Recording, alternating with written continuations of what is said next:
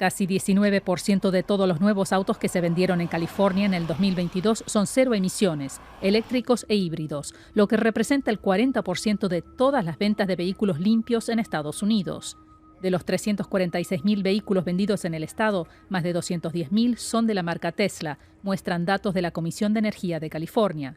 Las cifras muestran que California sigue liderando la revolución de tecnología limpia y políticas que impulsan la innovación hacia la movilidad eléctrica, señalan expertos como Ricardo Rodríguez Long. La razón de que tenemos estos vehículos eléctricos es para tratar de minimizar la contaminación ambiental.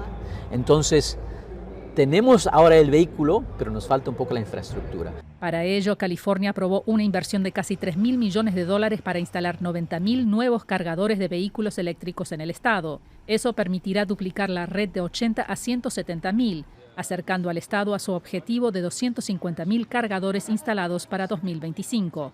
Somos una red abierta que es para cualquier carro. Octavio Navarro es portavoz de Electrify America, una de varias empresas que está expandiendo el acceso a infraestructura que reducirá el costo de recarga para autos eléctricos en el país. Van a pagar como 31 centavos por cargar su carro por kilowatt. El gobernador de California, Gavin Newsom, afirma que con esta inversión se están llevando las carreteras y autopistas del estado al siglo XXI.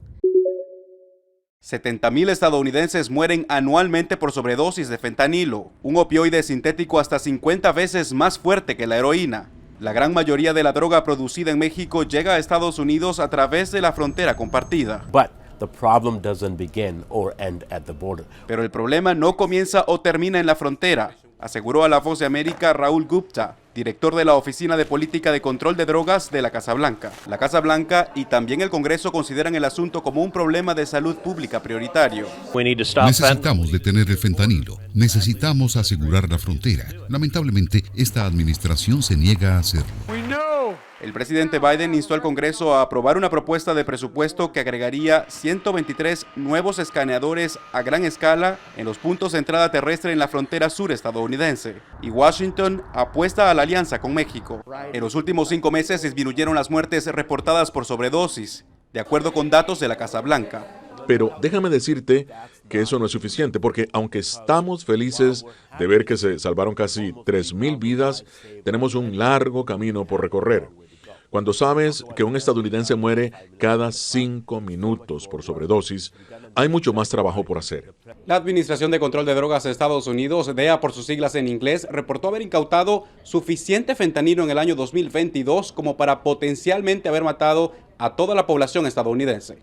Desde la Casa Blanca reporta Jorge Agobián de La Voz de América para Telearuba.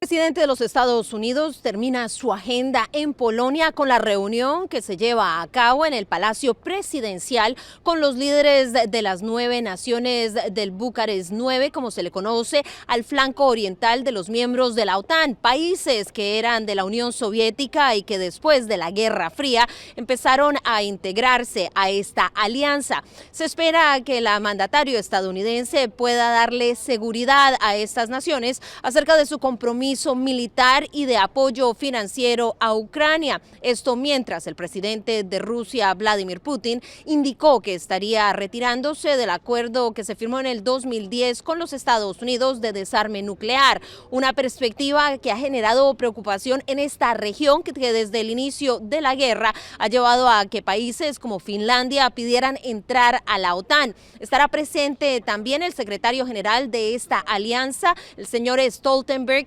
Espera que puedan avanzar en algunos acuerdos teniendo en cuenta que hay divisiones dentro de este grupo de países. Lituania, por ejemplo, ha manifestado que esto tiene que avanzar de una manera rápida y el apoyo militar debe ser fuerte, mientras que Hungría ha dicho que hay que frenar estas acciones y tratar de buscar una salida en la que los países puedan llegar a una solución dialogada. Mientras tanto, en Moscú se está reuniendo el líder de la diplomacia de China con las diferentes oficinas, ya sea de seguridad, así como de diplomacia, y el mismo presidente de Rusia estaría encontrándose con el líder de la diplomacia china en una visita que se da en el contexto de este viaje del presidente Joe Biden a Varsovia, donde ellos han reiterado su alianza estratégica y también se habla de la posibilidad de un encuentro del líder chino a mediados de abril o mayo con Vladimir Putin.